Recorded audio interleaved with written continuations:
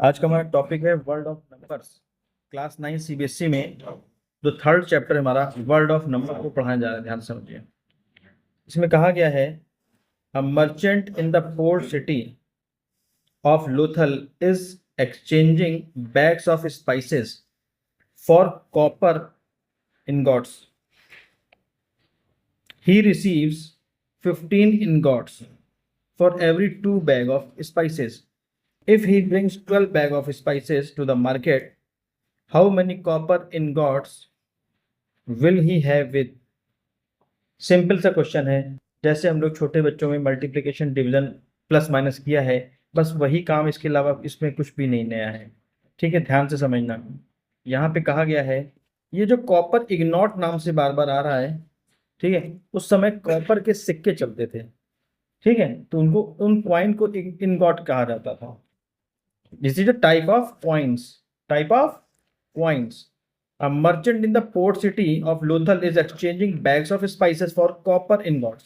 Exchanging का मतलब वो बेच रहा है, सेलिंग है।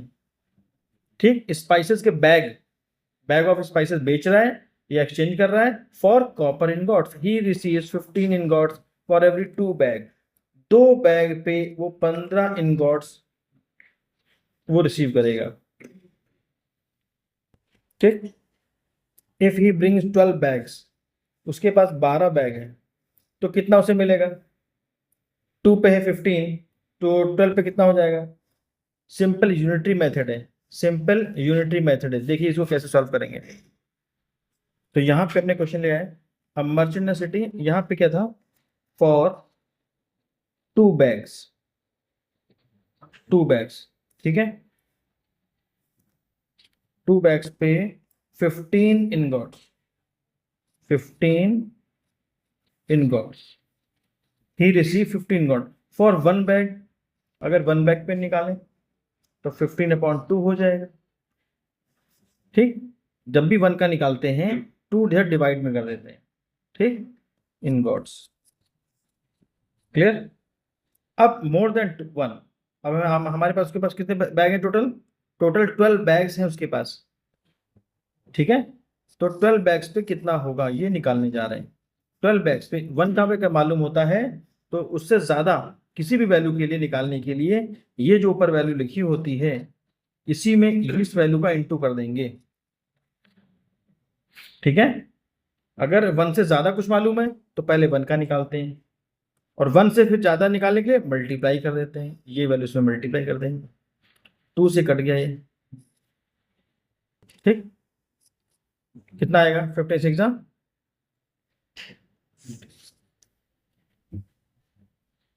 90। बहुत बढ़िया।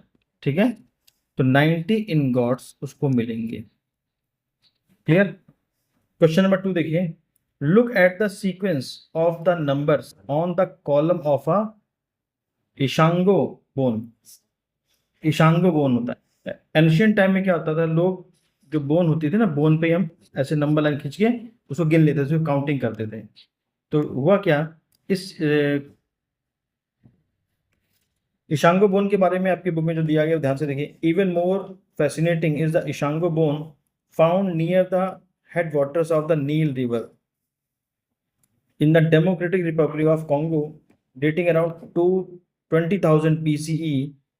This bone contains 3 columns of asymmetrical notches, 3 column. ठीक है, एक ऐसा ये बोन हमें मिली थी, डिस्कवर हुई थी, जिसको इशांगो बोन नाम दिया गया, नील रिवर के पास में। ठीक है, the bone contains 3 columns of asymmetrical notch, which what makes the Ishango bone a mathematical marvel. देखो, ये इशांगो बोन में 3 कॉलम थे, ये सिंगल कॉलम है। ठीक, इस कॉलम में क्या कहा गया? द स्पेसिफिक, यहां से इंपॉर्टेंट है, the specific grouping of tallies. Specific grouping of, ये जो लिखा इन्होंने, ये 13 लाइनें स्मॉल, ये 11 है, ये 17 है और ये 19 है। इनको ऐसे जब करते हैं ना तो इसे बोलते हैं टैली। क्या बोलते हैं? टैली। ठीक, इनको बोलेंगे टैली मार्क्स। क्या बोलेंगे? Tally marks. ठीक है, क्लियर? ये टैली मार्क्स है। The specific grouping of tallies, ये इनकी ग्रुपिंग है। एक ग्रुप बना दिया 13 का, एक ग्रुप बनाया 11 का, एक ग्रुप बनाया 17 का, एक ग्रुप बनाया 19 का। The specific grouping of tallies one of the columns group notches into 11, ये ग्रुप है कॉलम है। इसमें क्या क्या है, इसके नॉचेस मतलब कॉर्नर्स, ऐसे 1 2 3 4 इस तरीके से। 11 है, 13 है, 17 है, 19 है। The prime number between 10 to 20, ये जितना भी है ये सब प्राइम नंबर है बिटवीन 10 to 20, 10 से लेके 20 तक के बीच में जो प्राइम नंबर है उनको लिख दिया गया। The prime number between 10 to 20, another column seems to demonstrate the concept of multi, एक ये तो फर्स्ट कॉलम है कोई, इसके अलावा भी जब इसको बोन को हम रोटेट करेंगे तो उसे दूसरा कॉलम निकल के आएगा। तो दूसरे वाले कॉलम में क्या है, another column seems to demonstrate the concept of multiplication by 2, यानी कि उसमें 2 से मल्टीप्लाई करके कुछ डिमॉन्स्ट्रेशन किया गया है। क्लियर? तो ये तो था हमारा ईशांगो बोन। अब क्वेश्चन पे आते हैं। Look at the sequence of the numbers on the one column of the Ishango bone, ये कॉलम है उनका ईशांगो बोन का, मैंने भी पढ़ा है आपको। What do these numbers have in common, इनमें कॉमन क्या है, ये सब प्राइम नंबर है बिटवीन 10 to 20, ये सब क्या है, prime number between 10 to 20। List the next 3 numbers that fit this pattern, अगले के 3 नंबर, इसके आगे 3 नंबर प्राइम नंबर। तो 19 के बाद प्राइम नंबर कौन सा आता है, 22, अगला प्राइम नंबर आएगा 23। 23 के बाद क्या आएगा, 27, 27 is not a prime number. 6, 29, next जो ये 20 तक लिखा है, ये है 20 तक, टिल 20, तो 20 से लेके ये 30 तक है। 20 to 30 में 23 एक प्राइम नंबर है, फिर 29 एक प्राइम नंबर है, ठीक, और उसके आगे फिर एक प्राइम नंबर 31 पड़ेगा। List the next 3 numbers that fit this pattern, इस पैटर्न में जो फिट हो जाए। क्लियर? तो नेक्स्ट 3 प्राइम नंबर हमारे 23 होगा, 29 होगा और 31, इसको नहीं लेंगे क्योंकि 3 ही ने बोला था, next 3 numbers. Clear? We know that the natural number are closed under addition. The sum of any two natural number is always a natural number. Are they closed under subtraction? Provide a couple of examples to justify your answer. क्या करना है इसमें पहले समझो। We know that natural numbers are closed. अब natural number की बात आई तो natural number क्या होते हैं, 1 से स्टार्ट होते हैं, 1 2 3 dot dot dot up to infinite, ये है natural number. Are closed under addition, closed under addition का मतलब क्या हुआ, जब कभी आ जाए कोई वर्ड ऐसा close under addition, close under subtraction, मतलब इनको किसी भी दो नेचुरल नंबर को ऐड करो, जैसे 2 + 3 को ऐड करें तो जो भी आएगा वो भी नेचुरल नंबर ही होगा। Natural number plus natural number always gives natural number. Clear? पूछा है are they close under subtraction. अब क्वेश्चन क्या हमारा, नेचुरल नंबर में ऐसा होता है क्या, are they close to subtraction, क्या सब्ट्रैक्शन में भी ऐसा पॉसिबल है? सब्ट्रैक्शन में अगर मैं 1 में से 2 को 1 में से 1 को माइनस कर दूं, ये होल नंबर आ जाएगा 0, that is not a natural number. ठीक, क्लियर? तो ऐसा तो नहीं होगा। तो पहला एग्जाम्पल तो मेरा यही है, इन्होंने कहा था एग्जाम्पल देकर के अपनी बात को जस्टिफाई करिए, तो मेरा आंसर था no, this is not possible for under subtraction. Example number 1, 1 - 1 0, ठीक है, 2 - 5 -3 and -3 is not a natural number again. Okay, clear? Again दूसरा आंसर, ये भी हमारा नेचुरल नंबर नहीं है। तो दो आंसर, दो एग्जाम्पल हमने दे दिए। क्लियर? समझ में आ गया? आपको लिखना पड़ेगा कॉपी में example 1, example 2, example 3। Next question देखिए, ancient Indians used to joints of their fingers to count, practice still seen today. जो फिंगर के जॉइंट्स होते हैं ना, जैसे हमारे फिंगर है ऐसा, ठीक है, तो उसमें ये 1 हो गया, 2 हो गया, इस तरह 1 2 3 काउंट कर लेते हैं, है ना, finger joints. Ancient Indians used to use the joints of their fingers to count, practice is still seen today. Each finger has 3 joints and the thumb is used to count them. How many can you count on one hand? How does this relate to the ancient base 12 counting system?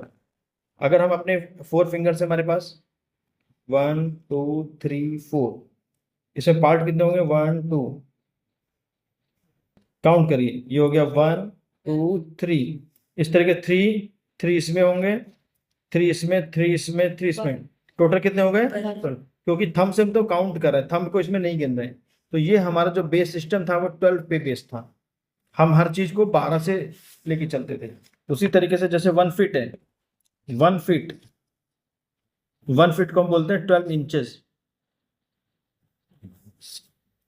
1 feet में इसलिए 12 inch होते हैं। 12 क्यों लिया? क्योंकि हमारे finger system में 12 का बेस था हमारा। हम हर चीज 12 में गिन लेते थे जल्दी से। Clear? How many can you count on one hand? One hand पे हम 12 काउंट करते हैं।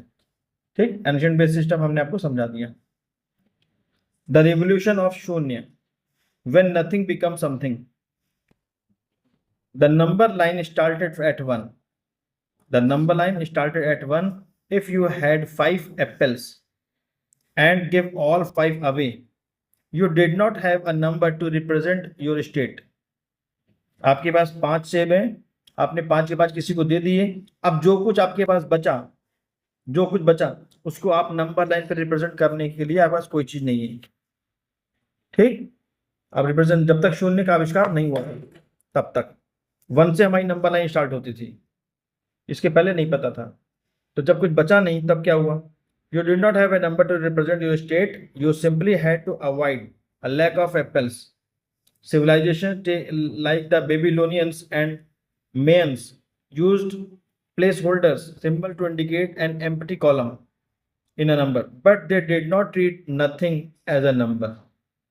They did not treat nothing as a number that you could add, subtract, and multiply. It was in the work of Brahmagupta. It was in the work of Brahmagupta. ठीक, 628 CE that the void was formally transformed into a number. Void means nothing. Was formally transformed into a number, which truly transformed mathematics. This monumental leap was in turn inspired by Indian philosophical tradition.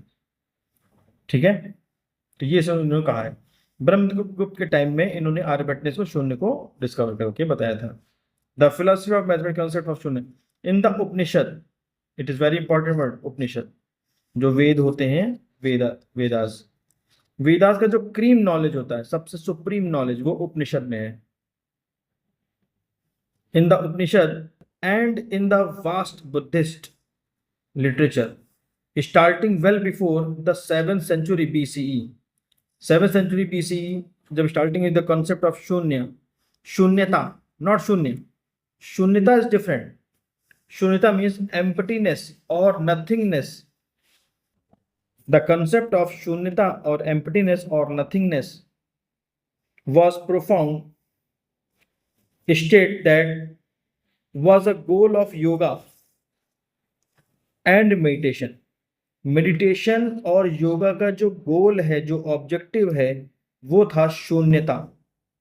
वो क्या था? ये word आया था शून्यता, जीरोनेस। ये तो बाद में आया, इंग्लिश कन्वर्जन है। तो हमारा वर्ड था क्या? हमारा मेन वर्ड था उपनिषद में शून्यता। शून्यता मीन्स नथिंगनेस। दूसरा क्या नाम था? एक नथिंगनेस, दूसरा एम्प्टीनेस, खाली हो गया बिल्कुल। ठीक, ये किसका गोल था? योगा का गोल, और मेडिटेशन का गोल अभी भी यही है। The word shunya means zero, and the word shunyata, zeroness, was used extensively in these work to describe the state that one is trying to reach during meditation. Meditation के दौरान जब कोई मेडिटेशन करता है तो उसका जो गोल होता है, जो उसको पाना होता है, वो शून्यता को पाना होता है। किसको पाना होता है? शून्यता को, मतलब दिमाग उसका शून्य हो जाए, उसके पास कोई थॉट दिमाग में ना आए। आप 1 मिनट भी ऐसा नहीं कर सकते हो। आप शांत बैठ तो सकते हो, लेकिन आपके मन में थॉट चलते रहेंगे, कुछ ना कुछ सोचते रहो, कुछ ना कुछ चलता रहता है। तो मेडिटेशन में क्या होता है? इसको रोकना होता है, शून्यता लानी होती है, ये उसका ऑब्जेक्टिव होता है। that of emptying one mind of all vertices fluctuations of minds to achieve the state of perfect stillness, वही मैंने जो भी बताया, शून्यता, perfect stillness and tranquility. Patanjali in the Yoga Sutra, Patanjali की book है योग सूत्र, around the 3rd century also describe how shunyata can help lead to control over one's mind, body and senses. How शून्यता can help, जो शून्यता है वो बहुत बड़ी चीज है, ऐसा बताया था पतंजलि की बुक योग सूत्र में. Can help lead to control over one's mind, किसी के अपने दिमाग को कंट्रोल करना हो, अपने दिमाग को, या अपनी बॉडी को कंट्रोल करना हो, दूसरा बॉडी, या अपने सेंसेस को कंट्रोल करना हो. सेंसेस का मतलब आईज को बढ़ा सकते हैं, दिव्य दृष्टि, स्मेल को घटाया बढ़ा सकते हैं, भूख को घटा बढ़ा सकते हैं, जितने भी सेंसेस होते हैं उनको ये घटाया बढ़ा सकते हैं अगर शून्यता किसी ने अटेन कर ली है तो. ठीक, ऐसा इन्होंने बताया पतंजलि ने. Because Indian thinkers revert this state of emptiness, they possess the conceptual framework necessary welcome nothingness, emptiness और nothingness as a concept of philosophy. ये सब जो कुछ मैं पढ़ा रहा हूँ ये सारा कॉन्सेप्ट ऑफ फिलोसफी है. ये किसमें है? सब फिलोसफी का पार्ट है. This concept of zeroness then found its way into many fields such as architecture, literature, ठीक है, बहुत सी जगहों पे आने लगा. ठीक, and eventually made its way into mathematics in the work of Aryabhatta, and finally Brahmagupta. Thus the philosophical concept of emptiness, जो हमारा फिलोसफी में है, हमारे वेदास में है, जो ये टॉपिक एम्प्टीनेस वाला, नथिंगनेस वाला, शून्यता वाला, वो बाद में आया क्रिस्टलाइज होकर के इनटू द मैथमेटिकल जीरो. तो जीरो इज नथिंग एल्स, बल्कि शून्यता से डिराइव किया हुआ एक वर्ड है. क्लियर, बात समझ आ गई? ठीक. The Bakhshali manuscript and the Brahmagupta's rule. अगला topic. In the Hindu number system, that we use today, the physical transition from a blank space to a symbol can be seen in the Bakshali manuscript dated the early centuries CE. It features a bold dot, बिंदु. Bold dot मतलब बड़ा सा एक बिंदु है ऐसा, यहाँ पे ऐसा, used to represent zero. Zero को इन्होंने ऐसे दिखाया. However, a symbol is just to mark on a page until it has rules. The transformation of zero into fully operational number occurred in the work of Brahmagupta. Brahmagupta ने जो अपना literature लिखा था उसमें पूरा जीरो आया था. In his seminal work, the ब्रह्मस्फुट संहिता, ब्रह्मस्फुट सिद्धांत. ठीक, ये एक वर्ड है संस्कृत का, ब्रह्मस्फुट सिद्धांत. 628 CE, he explicitly defined zero as a result of subtracting a number from itself, a minus is zero. Brahmagupta then laid down a fundamental laws of arithmetic with शून्य. ब्रह्मगुप्ता ने क्या किया था? When zero is added to a number, the number remains unchanged. कोई number में zero add कर दो, वही नंबर रहेगी. When zero subtracted, तब भी नंबर वही रहेगी. When any number multiplied with zero, the result is zero. ये किसके रूल्स हैं? ब्रह्मगुप्ता ने दिए थे. क्लियर. फिर आता है integers, expanding the horizon. Brahmagupta did not stop at zero. Brahmagupta जो है वो जीरो पे नहीं रुके. He realized that if subtraction of a number from itself can result into zero, then what would happen if we subtracted a larger number from a smaller number, that means 3 minus 5, larger number from a smaller. To answer this, Brahmagupta grounded his mathematics in the reality of commerce and life.